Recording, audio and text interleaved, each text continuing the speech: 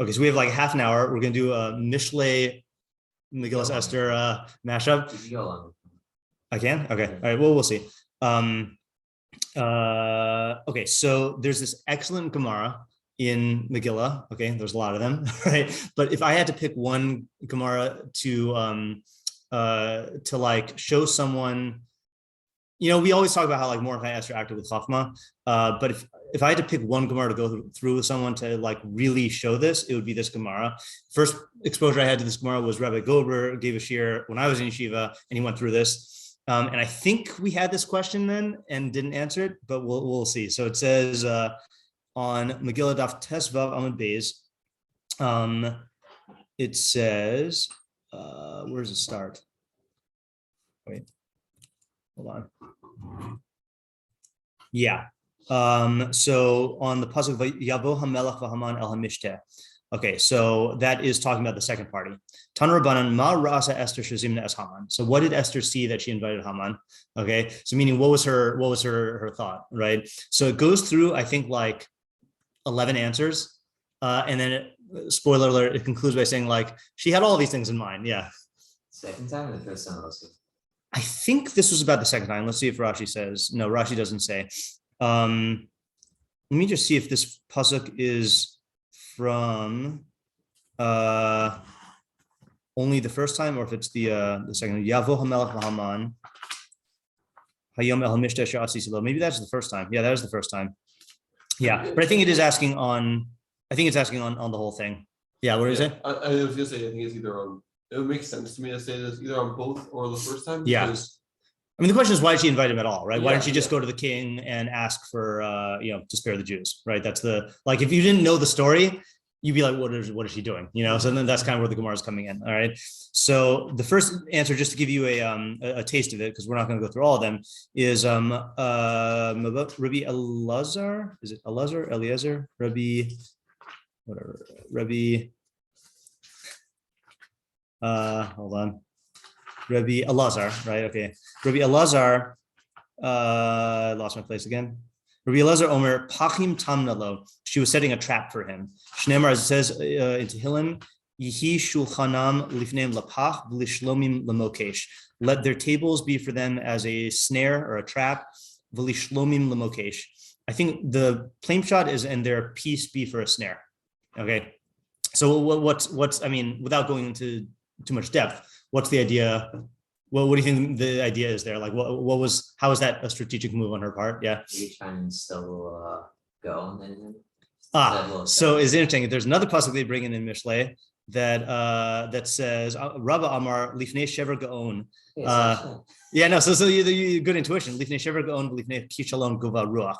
Before this became an English proverb, right? Pride goeth before the fall, right? So the breaking. Sorry. Lifnei shever gaon, before breaking, haughtiness. Lifnei kishalon, and before stumbling, gova ruach, arrogance. Right. So so we'll just elaborate on what you meant there. Like, how's that? How is she doing that? Haughty, you're going to overlook things. Yeah. Assume things are going wherever they're not necessarily. Right. Yeah, and how is this making Haman haughty? He's invited to only him and Achashverosh. Yeah, exactly. Yeah, or you could even extend this to this is my favorite shot on a pasuk that Johnny's given, which is Maskil Sadiq. I think we did this on a Monday night. Let's find out. Hold on just a second here. Looks like Monday night. Is it Yaskil? Wait.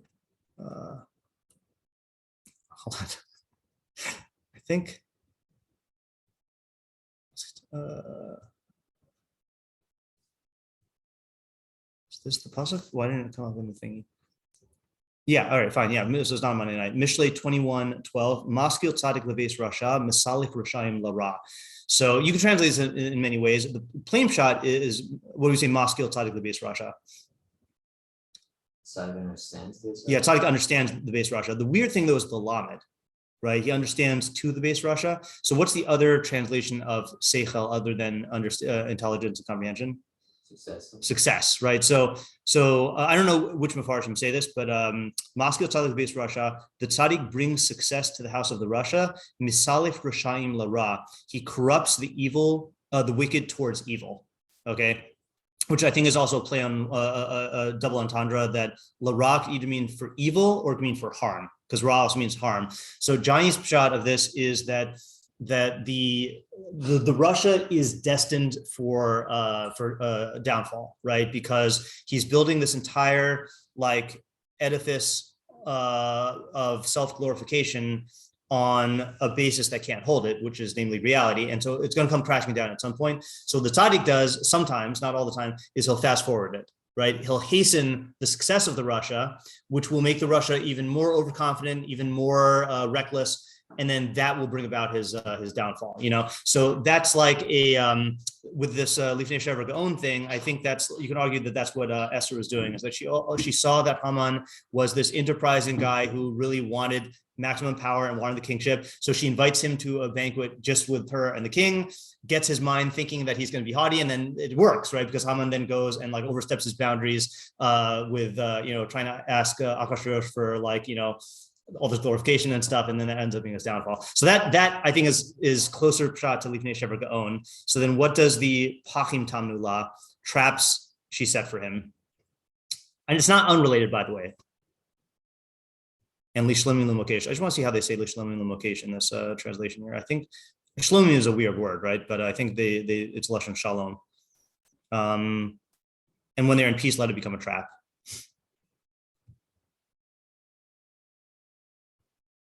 All right, so I'll say now, just because I want to get to we haven't gone to the main idea yet. So luring him to a false sense of security, right? So there are two aspects. There's the stoking his ego, which makes him be even more, which emboldens him to take more steps to try to get greatness. But then setting a false sense of security, there are going to be certain things that even the Russia is going to be on the lookout for, of ways that things can go wrong.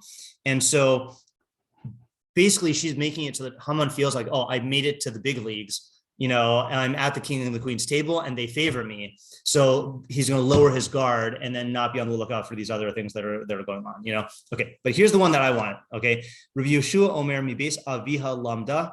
So she learned this from the house of her father. Which, side question, why does it have to introduce that way? And first of all, I would have learned that she learned it from, who's her father? Well, that would be a question, right? So either Mordechai or Avichail, right? She didn't really know. Right. Is it clear when he died? I know Chazal say that, like, they imply that it was when she was born, but who knows? We don't really know, right? Okay. So Rashi, maybe that's what's prompting Rashi to say, maybe it's Aviha Lamda Shama Hatinokos Omrim Kain. She heard the kid saying this. Okay. I guess because the kids new Mishlei, yeah. Right, yeah, it's a strange thing, right? Okay, so what does she hear? So one of my favorite pesukim in Mishlei, there are two pesukim here. Let's just go to the actual Mishlei. And This is the first Mishlei pasuk I remember hearing from you. Oh yeah, cool. This is not Mishlei here. I think it's also one of the first ones I remember hearing from you. Oh, interesting. Yeah, I mean, I do show this as a derech of Mishlei here. Im ra'if sona'acha ha'achilehu lachem v'im tzameh hashkehu mayim. If your enemy is hungry, feed him bread, and if he is thirsty, give him water to drink. Ki gechalim ata chose al rosho v'Hashem yishalem lach. Because you will be heaping hot coals on his head, which hurts, and Hashem will reward you. Yeah. Okay. So forget Esther for 1 second. What's shot in the pasuk?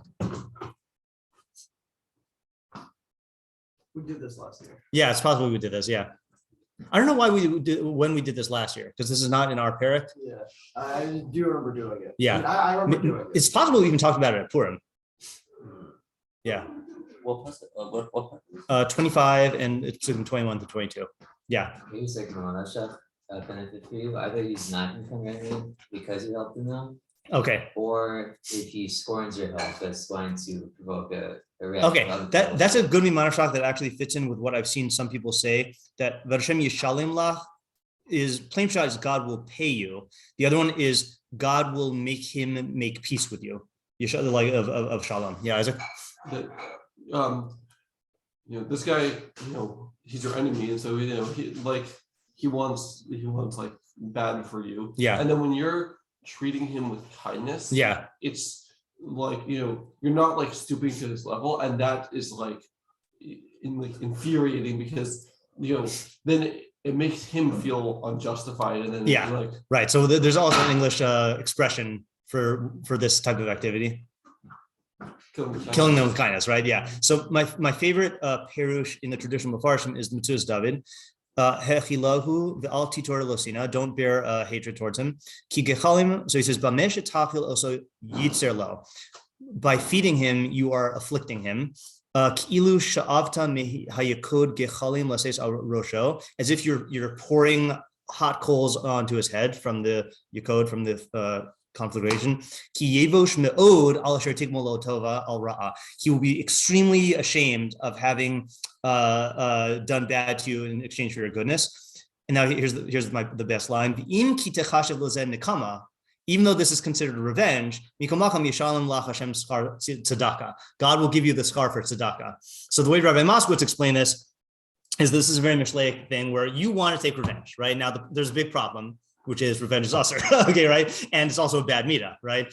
But if what you're doing is objectively good, like objectively it's tzedakah. He has a need, and you're giving him his needs, but you're doing it with a low lishma of nakama, right? You want him to feel pain, and so you're giving him tzedakah. Rabag says similarly. I think he elaborates a little bit more.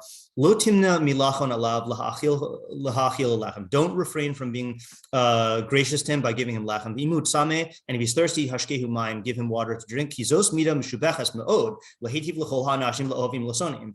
This is a great midah to benefit people who are both beloved and enemies. And if your heart pains you, how can you give this guy good when he did bad to you? You should know, if you give your own soul what is proper for it for with good midos. Okay, that's the Rambam's definition of tzedakah, is doing tzedakah with your rational soul. You'll be taking your vengeance from him. Okay, because the pasuk says you're heaping hot coals on his head. This is going to be harsh for him. Right,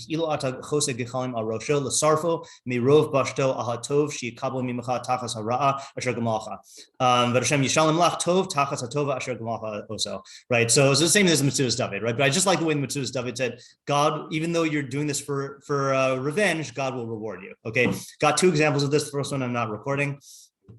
I probably told this at some point, but when I went to the Crow reservation, then basically the short story is I met this elder of the Crow tribe who somehow had protocols of the elders of Zion beliefs about Jews and how Jews are greedy and they're controlling, the government and all this stuff.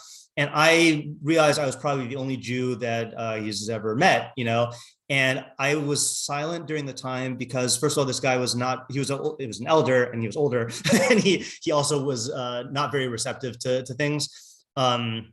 So then on the way back, I was like kicking myself, like, should I have said something? Should I have done something? So what I did was that in my time with the Crow, then and he was also talking about how one of the problems with his tribe is that you get like corrupt people in the government and they steal from their own tribe, and then I also found out when I was Googling him that he was indicted for some sort of financial crime, and I don't know whether this is actually real or not, but he didn't know that I knew this. So what I did was when I got back, I had found out that, one of the big problems in the Crow reservation is drug abuse and drug addiction. So I wrote him this whole letter and said, thank you for showing me, you're telling me about your culture and everything like that. And I just want to show my gratitude. I want to make a large donation to the Crows, to a drug rehabilitation place. But because you told me that a lot of people are not trustworthy when it comes to finances, I want you to choose which organization to give this to because I trust you, and so then he set me up with the hooked me up with the drug rehab center for like teenagers, and I gave this huge donation and like wrote a letter and like sent it to them and and guided him also. So that's like that's showing him that Jews are not greedy and like kind of Miman of Shach, like, like either he's not actually guilty of this financial crime, or he is, and I'm, When did you tell him you're Jewish? What? When did you tell him you're Jewish? When I met with him, because yeah. Okay, so that's the shot of the pasuk. Okay, now what's the problem though? Now we get into new idea territory. What's the problem though with saying that this is Esther's motive?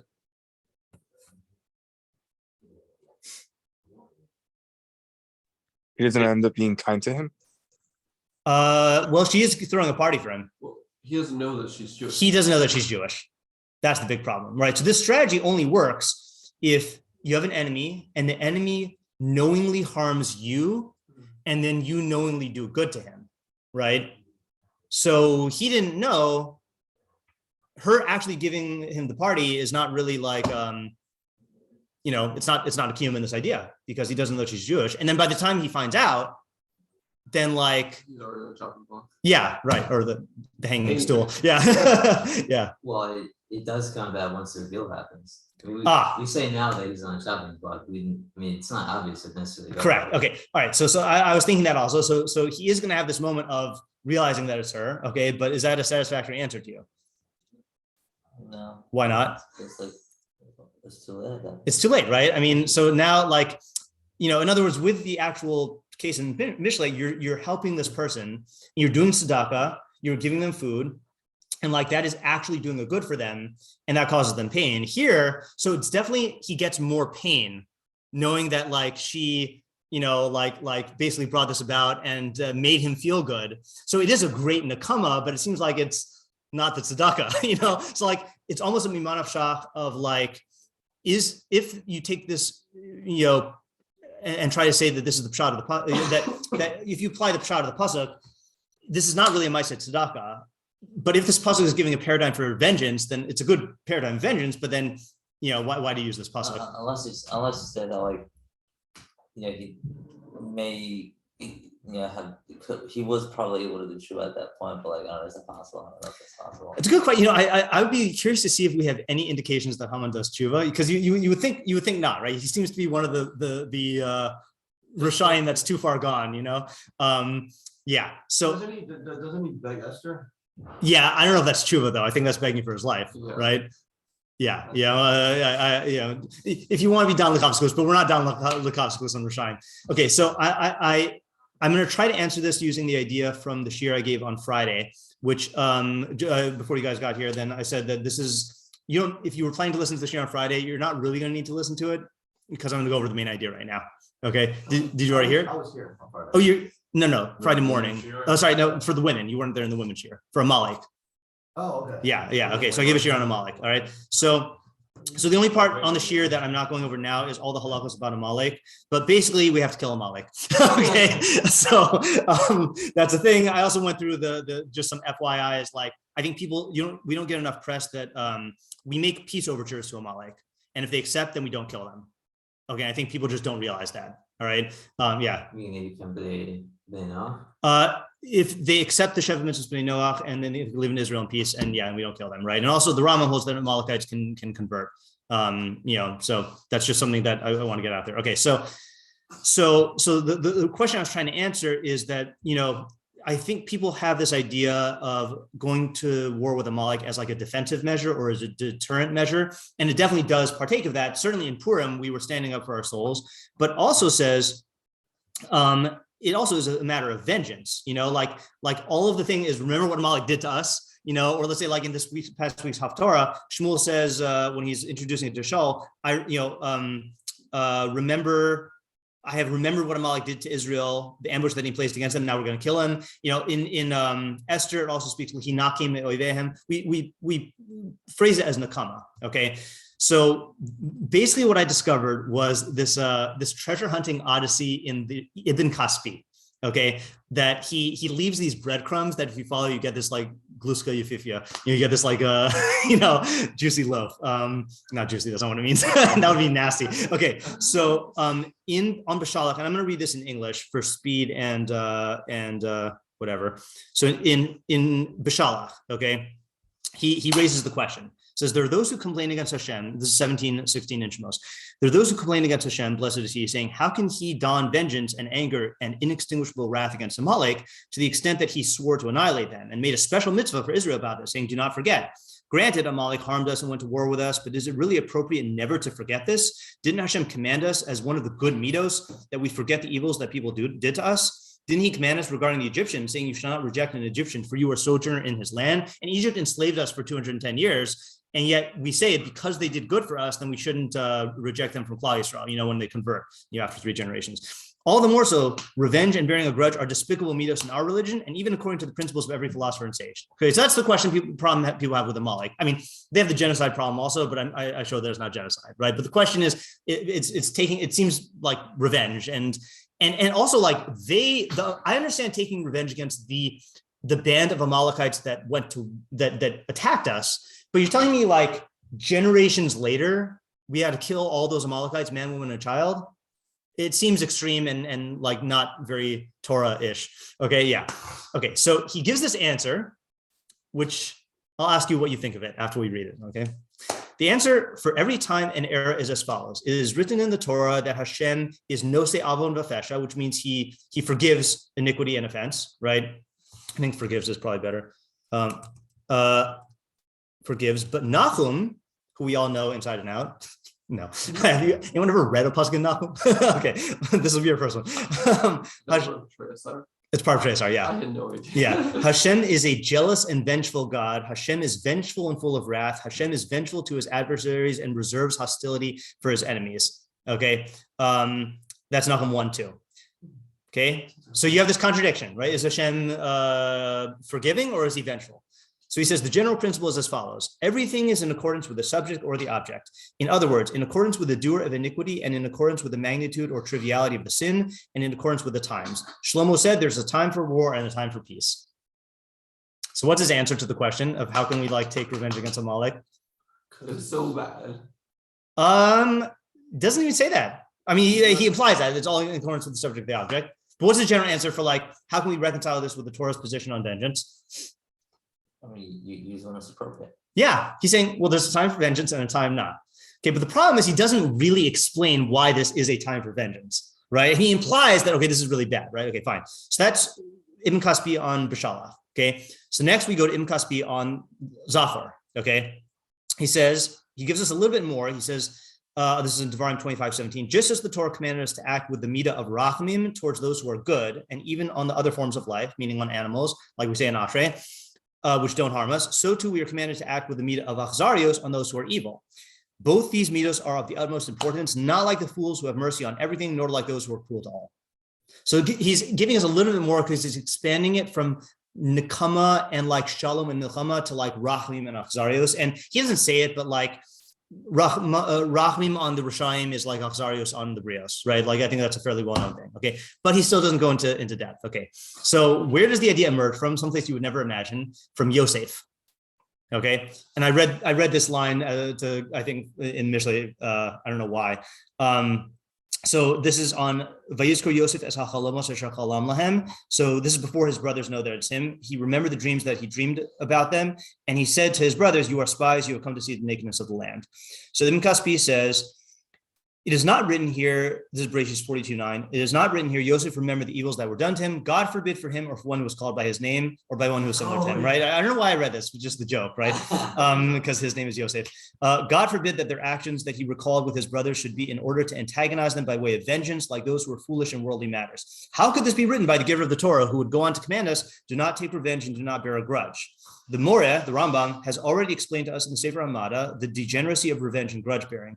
Aristotle has written in his book of Ethics that a great soul will not take revenge or bear a grudge. And here's where he gives us the big clue. Unless it is for the sake of uprightness. Okay, it is in this sense that God is described as vengeful and grudge bearing, just as he is described as merciful and gracious. All of these descriptions are true in accordance with the time and the place. And we are commanded to walk in his ways. Therefore, our sages showed us a lofty sod, namely that after the Torah stated for the general members of our people, for the Hamon, lo sikim v'lo sitor, es b'nei amecha, don't take revenge and bear a grudge. The sages said, any Talmid Chacham who does not take revenge and bear a grudge like a snake is not a Talmid Chacham. Okay, so he like drops this sod here, okay, which is, first of all, giving us an answer saying, yeah, revenge is bad unless it's good. Okay, revenge is bad unless it is for the sake of uprightness. And when it's for the sake of uprightness, it's a kiyum in b'halachta b'drachav. Okay, and just to stop and appreciate here, before I read this, I was aware that when the Nevi'im describe God in Kinuyim, then it's for b'halachta b'drachav. But in my mind, I thought that there are certain descriptions of God that we don't emulate. Like I thought Nakama was one of those things, or Kina, or Gaiva, right? We call that ki ga'o ga'a, that God is a Baal Gaiva, right? Yeah. Isn't Gaiva different? The Rambam talks about that. Okay, I think it's up for debate. Okay, it's up for debate, right? Because that's a machlokas amoraim of should a Talmid Chacham have any Gaiva, right? B'shamta de'isbe afilu miksasa. That's one shita that even if he has a little bit of Gaiva, that's bad. Yet there's no, he should have 1/48th of Gaiva, right? Or 1/60th. I forgot what it is. And they say Shaul should have had some Gaiva. He let himself be walked. So whatever. And you could give a Hilchos Deos anger type thing. Is it appropriate to act Gaiva, with Gaiva, just like it's appropriate to act angry at certain times, So there's answers. But anyways, I thought that there's a halakha b'drachav that had limits, but this opens up this path of maybe all the kinuim of Hashem are for halakha b'drachav, but under certain times and circumstances. Okay, which is what he's saying here. Okay, but then he says that there's a sod that the Isser of Losikim Lositor is only for the Hamon, but for the Talmid Chachamim, if you're not Nokim Noter Kanachash, you're not a Talmid Chacham. So I'm like, okay, whoa, what are the parameters of this here? Okay, and then there's one more, which is where else would you look on Ibn Kaspi to find out his shita on Nakama? On Losikim Lositor. Okay, so he says here on Vayikra 19:18, the essential and primary intent in these mitzvos against taking revenge and bearing a grudge is for the masses. It is known that the masses are only involved in a multitude of temporal and vain pursuits, and this is what they intend in their souls. But the way of the highly perfected individuals, that's Yichidim Segula, is another path. Even when they are involved in temporal matters, their purpose is for the perfection of the soul. Therefore, these mitzvos do not have the same purpose for the masses and for the elite. It is for this reason that the sages of blessed memory said, any Talmid Chacham who does not take revenge and bear a grudge like a snake is not a Talmid Chacham. Stronger than this is what is written, Hashem is a jealous and vengeful God. If so, vengeful and grudge bearing are among the characteristics of Hashem, and the Torah commanded us, v'halakta b'drachav, you shall walk in his ways. Okay, and then he says, this idea is the great sod in the majority of the mitzvahs of the Torah, and I can't explain. Okay, because he's tipping his hand here that this applies to more than just here. But he's saying that in general, the mitzvos are for the masses. And obviously we're bound in the mitzvos, but there are exceptions for Talmidei Chachamim that if you seek out in Chachamim, you'll find them. And here is an explicitly codified one of Talmidei Chachamim. So what remains, and that's all I could find on him for hints here. Okay, this is why I meant a treasure hunt. Okay, and he comments on Nachum, but unfortunately he doesn't spell out this idea. Okay. So what's an example? Like it's not Okay, so the question is, how do we implement this halachically? Does he just give Talmid Chachamim a matir to be vengeful? So thankfully, the Rambam actually codifies this. Okay, so in the halachos of Nekama, which are in Deos 7:7, he says, Hanokim es chavero over belosase, shenemar losikom. The alpha pish eno loke da'as rahi adma'od. Okay, so it's a bad, even though you don't get malchus because it's a lav she'ein bo ma'isa, because really Nekama is in the lave. It is, or it's in the Deos, it is an evil mentality. Ella royal adam lios ma'avir al kol divrei olam. It's proper for a person to overlook all worldly matters. Shahakol etel hamavinim divrei hevel v'havai. To those who understand, all these things are temporal and blown out of proportion. The inam kedai linkom aleim, and they're not worth taking revenge over, which implies that there are things that are worthy taking revenge over, and that you should take revenge over them. Okay. He spells out a little bit more when he talks about the grudge. He says, rather, he should erase the matter from his heart. Should erase it and not bear a grudge. Right? This is one of the rare instances of a deoraisa offense against another deoraisa. Really, the Torah doesn't want you to take revenge, but bearing a grudge is a gateway to revenge. So the Torah asers bearing a grudge also. He should erase it. Lefikach hikpida Torah al hanatira. That's why the Torah cares so much about bearing a grudge. He should erase it from his heart and not remember it. The zohi hadea hanachona she'efshar she's kain ba yishuv haaretz umasa umatanan shobnei adam zeim zeh. Throws this in, right? This is the proper dea that makes it possible for civilization and for dealings between people. Okay, so that's the general issur. Okay, but where does he put the exception? Anyone know? When he talks Talmud Torah, right? In Talmud Torah at the very end. So the last parak of Talmud Torah, the last three parakim are about kavod Talmidei Chachamim, and the very last parak is about cherem and nidui. So at the very end in 7:13, he says, this is the way of the early pious sages. He would hear people disgrace them but not respond. Not only that, they would forgive those who disgrace them and pardon them. The great sages would praise themselves for their beautiful conduct, saying that they never put another person under a ban of ostracism nor under excommunication for the sake of their own honor. This is the path of Torah scholars which is proper to walk on. So that's the rule even for Talmidei Chachamim. However, Bamei Devarim Amurim, what are we talking about? That's if they disgraced him or insulted him in secret, in private. But if this Talmid Chachamim were to be scorned or insulted in public, asur lo limchal al kavod. It's asur to be mochel his kavod. V'im machal nanash, and if he forgoes his kavod, he gets punished. Mipnei shezeh bizayon Torah. This is a degradation of Torah. Elenokim v'noter hadavar kanachash. He should take revenge and bear a grudge like a nachash. Achi vakash mimenu Megilah, until the guy asks for Megilah, and then v'yislach lo. Then he should forgive him and do that like the Rambam said above. Okay, so here we see the distinction. So what's the distinguishing criterion for whether you should or shouldn't take revenge? Yeah. If it's a bizoy in terms of covenant Torah. Okay, so covenant Torah is the example he uses, right? Yeah. But is that the only example? I mean, it's the only example that he brings down the halacha for the Talmid Chachamim, right? I mean, it seems like he's kind of using Torah as like a category. Yeah. So what is the category? Well, I think a bizoy of Talmud Chacham is a bizoy of Torah. Right. So is that the only category, or is bizoy Torah itself? It's subjective truth. Okay, right. So in other words, like this is the way, just to use the Rambam's lashon, there's divrei ha'olam that are hevel v'havai, that worldly matters that are temporal and blown out of proportion, and not worth taking revenge on. And then there's things that are objectively, and that are objectively good and that are not personal, right? That if it's personal, then you're in the realm of the subjective, and like you should forgive it, you should get over it, right? But this is a bizion of Torah, and there's an objective thing, and it's right to take vengeance on, okay? And the only reason you wouldn't is if the guy actually does tshuva, right? If he asks for Megilah, okay. So what I want to say is, well, let's see if you can answer it, right? For Esther? Well, forget Esther for one second. Let's just talk about Amalek first. So what about Amalek? Yeah.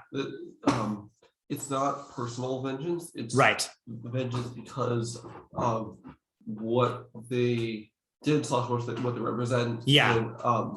And that's an objective good, and that's why. Okay, good. So what is so bad about what Amalek did? I mean, lots of people attacked us.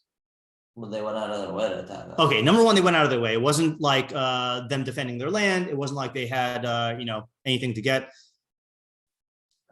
Ezra has an answer. Oh, Ezra. Also, the way they attacked us. You mean like Machshavah? Right? Yeah. Although I feel like that's good strategy. I hear that. That in terms of what they inflicted on us, that is definitely bad. Yeah, David.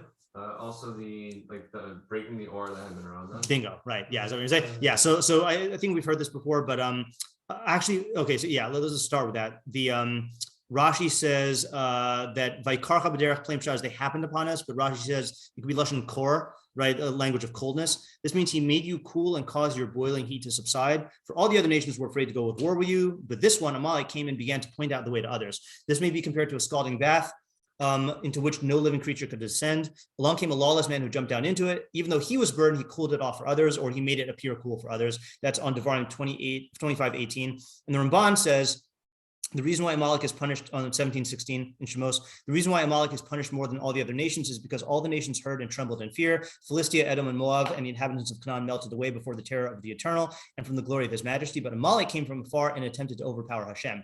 Therefore it is said of him, he did not fear God. Lo Yireh Elokim.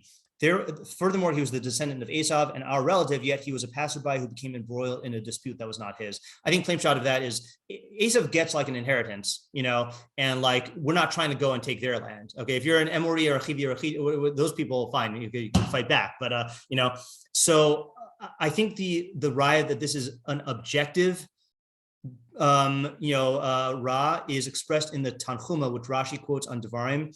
That as long as the offspring of Amalek is in the world, neither the name of Hashem nor the throne of Hashem are complete, right? That's why it says Kiyad al Kes Ka, not Kisei and Yud Kei Vav Kei, but it spells Kisei in the half spelling and Yud Kei Vav Kei from the half spelling.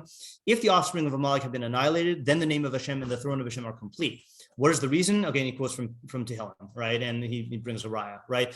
So what's the idea? The idea is that when Amalek attacked us, it created an objective pagam in the kavod shemayim, right? So if kavod Torah is worth taking vengeance over, kavod shemayim, and because they punctured that, they shattered that aura, and not only was that bad in and of itself, but they also made us more vulnerable to other nations from then and on, when presumably this aura could have lasted until we established ourselves in Israel and made a monarchy, and then it would have lasted forever. That's an objective bad, and that's why we have to take revenge, and we have to annihilate the nation that did this to us, because as long as that nation is alive, so then people will look at that and say, yeah, they attacked the Am Hashem and they got away with it, But what's the only way other than totally killing all of them that would that would also repair this?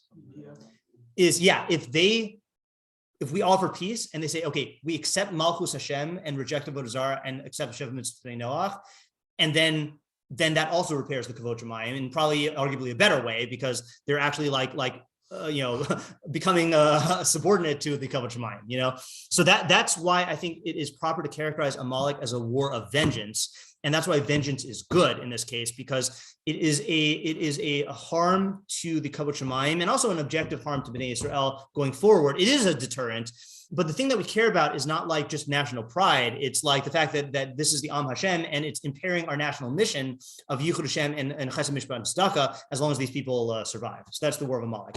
So now, can we answer? Does this help us answer Esther? So how can she apply this pasuk from Mishlei if Haman didn't know that he was being benefited by a Jew when she was benefiting him, and he only knows afterwards? It's not relevant. What was that? It's not relevant. It seems to be not relevant, right? I'm wondering if we can answer it. Oh, that's not the answer? No. Oh, No, I mean, the Gemara says it's relevant, right? Seemingly, right? The Gemara is saying that she was taking revenge on him by causing him pain by doing good to him,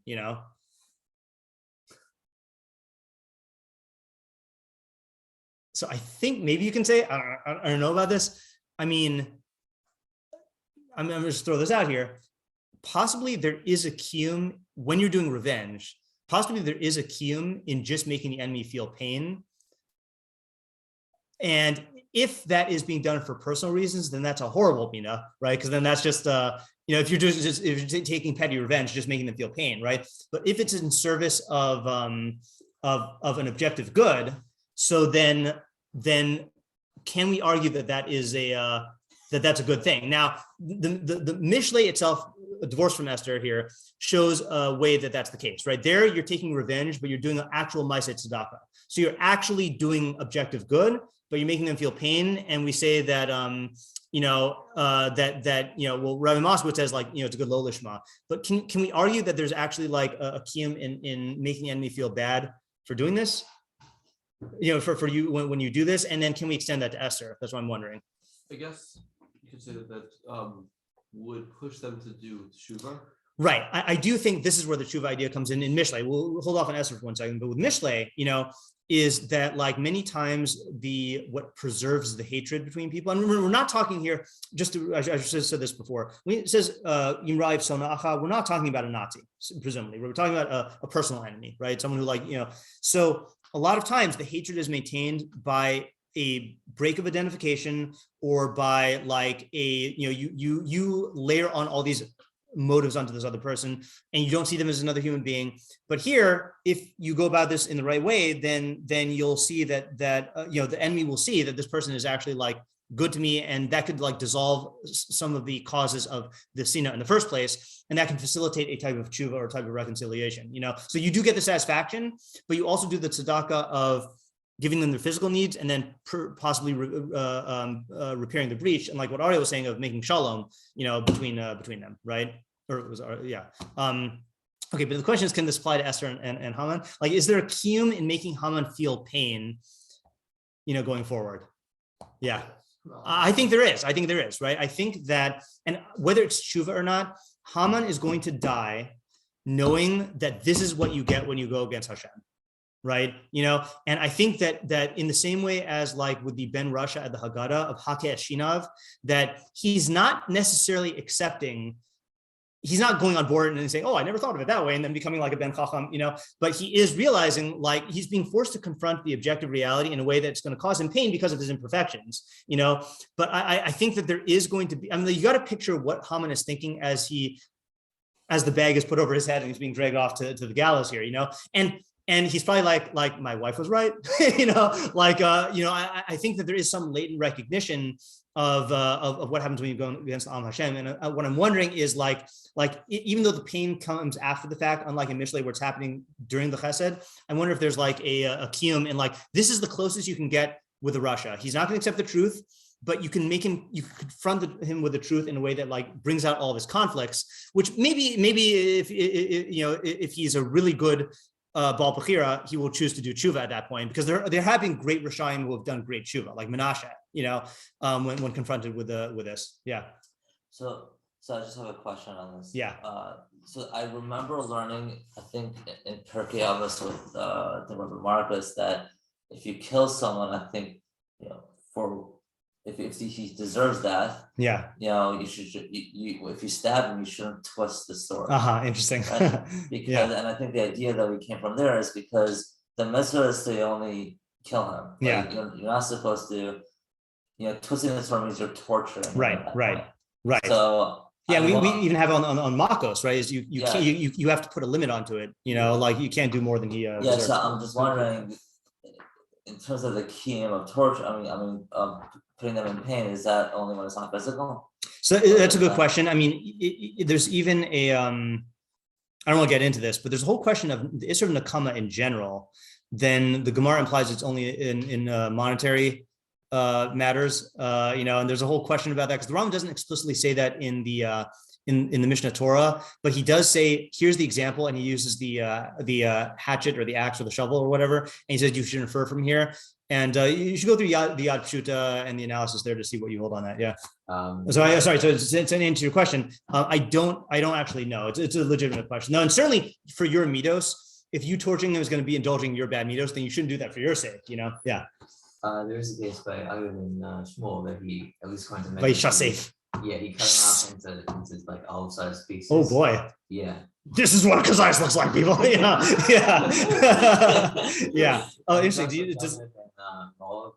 he torched them in the fields. Interesting. Yes, it's a subject we need to look into, I think. Yeah. I'm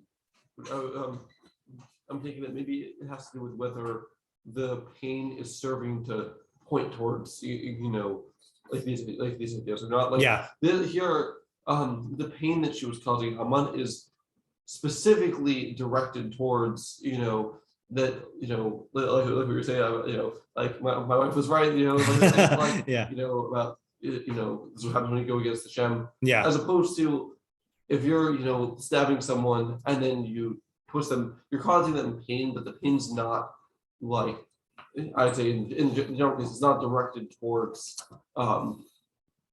towards the idea. Right. Masha and Cain, let's say, Shmuel chopping up Aga. Yeah, right. Yeah. Yeah, correct. Yeah, and just to elaborate on what I said before, and then we'll stop for today, is when I said the Rasha and Hake Ashinav, the Mefarshim there say Hake Ashinav doesn't literally mean you break his teeth, it means you anger him. And my shot on that is, we have this mitzvah. I know I'm 2 days early to be talking about this, right? Is it one day? Or whatever. Yeah, right, I guess so. Is Rosh Chodesh Mal? I don't know what. But anyway, but Lifi Daito Shobin Avi Malamdo, right? You teach the kid in accordance with his das. So for the Chacham and the Tipesh, that means adjusting your level of how sophisticated the ideas are. But my understanding is with the Russia, you are being Lifi Daito Shoben, and since his mind is closed, the only chance you have is hitting him in the emotions and getting him riled up in a way that hopefully gets him engaged in talking about this, and again, I used to see Rabbi Moskowitz do this all the time, like there are kids who are like completely like anti-Jewish and anti-learning, whatever, and he would just find the examples that would force them to fight back and argue like what their position is, and then draw them into a philosophical discussion, but through the emotions, and so again, you're not trying to get into a discussion with Haman, but you are trying to the most you can do for him is getting him into an emotional conflict and forcing him to realize the objective truth. Just like we say in Mishlei that, the Russia and the Lates and the Avil and the Ksil are not audiences of Mishlei. Mishlei is not talking to them, but if they come to a recognition from themselves, from being confronted with the consequences of their actions, and they're not being told from an outside authority, that's the one hope that they have of doing tshuva, of getting on track again. So there is an actual tzedakah in this also of creating this conflict, and that's the most you can do. Yeah. Okay. So we did Mishlei, and I highly encourage you. It's a fun Gemara to do. Go through all the answers, and then you end up walking away with this amazing view of Esther and her chachma. It's always my favorite Gemara to do. I used to do this in my Mishlei shiur in Shalhevet during the day before Purim. Go through all the answers and try to come up with ideas. So who did? Oh, good. Yeah, it's great. Oh, yeah, that's right. I do remember that he gave that shiur. Yeah. All right. So you can listen to it if you don't want to go through it on your own. Okay. All right. Thanks for coming. Yeah.